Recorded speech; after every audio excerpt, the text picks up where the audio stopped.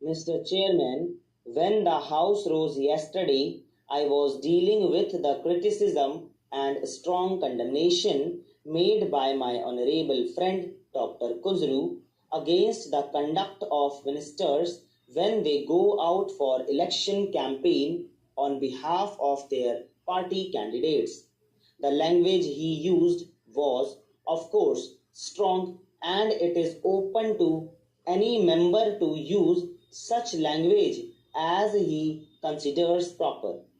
But I am constrained to say that on this occasion, the quantum of his criticism and the language which he used was not only uncharitable but even ungraceful. He went to the length of not only suggesting but also specifically accusing the ministers of being dishonest in as much as they tried to invent some government business so that they might be able to travel at government expenses and with high government officers. The charge that he leveled against the ministers was threefold. Firstly, they invent some business, whereas the primary consideration with them is to carry on an election campaign. Secondly, they go about in government cars and their tour expenses are debited to the government account. And thirdly, they use the police officers and the magistrates to help them in connection with the elections. The third is, of course, by implication. Then, sir, he has said something more than what I thought him to have said. I had said that it was only by implication. Now, it was not only by implication, but he says that he really meant it, and he found the police officers and the magistrates helping the ministers in organizing meetings. Well, sir, so far as his personal knowledge in this respect is concerned, I will not be so bold as to say that it is not correct, for I have always held Dr. Kunzru in very high esteem ever since my college days. Therefore, so far as his personal knowledge of anything is concerned, I would not dispute it, though I might say that my personal experience in this respect has always been otherwise. Possibly, on some one occasion, it may have been a different matter when Dr. Kunzru saw it. Well, the police officials are, of course, there. Sometimes some magistrate is also there, particularly when our Honorable Prime Minister goes about on an election campaign, or for that matter, wherever he goes. And that is necessary for security reasons. I hope that of all the persons, Dr. Kunzru would not like that proper security measures should not be taken when our Prime Minister goes out. Sir, yesterday I pointed out one unhappy incident of the very recent past when our Prime Minister went somewhere in Madhya Pradesh, I suppose, and when somebody sprang upon him in order to attack him. Therefore, sir, it has been found necessary always to take all the necessary precautionary measures when the Prime Minister goes about or when the other important ministers go about. Sir, the second thing that he said was that they go about in government cars.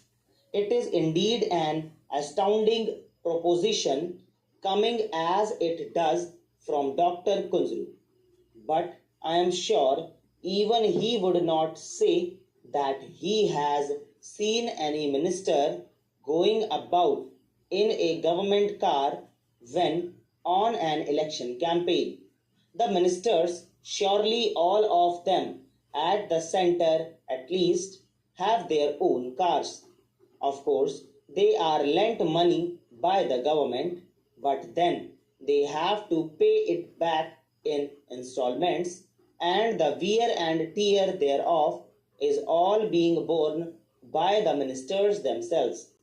So, I fail to see where the question of a government car comes in. Then, sir, he has said that the expenses are all debited to the government account. I wish before making such a statement he had made his position sure about it. Has he any basis for it? Surely this is not correct. I say that it is absolutely incorrect. Our Prime Minister, whenever he goes out, not only on an election campaign, but on any Congress business, the entire expenses of his tour and travel are borne by the Congress or by the Prime Minister himself.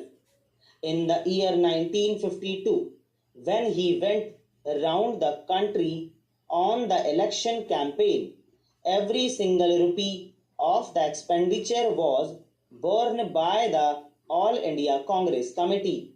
This news may be a little discomforting to Dr. Kunzru, but then here is the fact.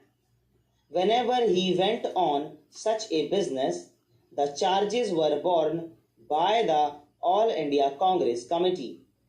Whenever he went on plane, the charges were borne by the All India Congress Committee.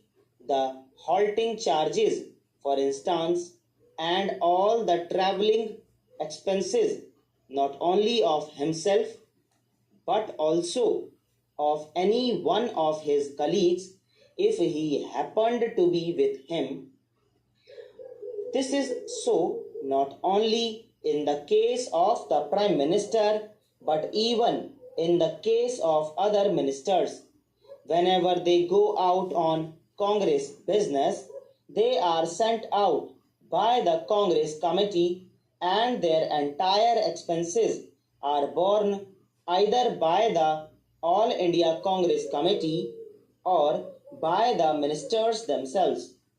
Only the other day, Shri Jagjeevan Ram went to Agra. It is a very recent instance, only about a couple of months ago. He went there on election business, and not a rupee of that travelling expense was debited to the government account. All that expense was borne by the Congress. When Shri Jagjeevan Ram went to Andhra Pradesh during the election campaign there, all the expenses incurred by him were borne either by the Congress party or by Shri Jagjeevan Ram himself. Sir, here are specific instances which I am giving. I would, however, like to know from Dr. Kunzru whether he can substantiate his charge by anything definite. Let it not be documentary, but let him at least prove it by his personal knowledge.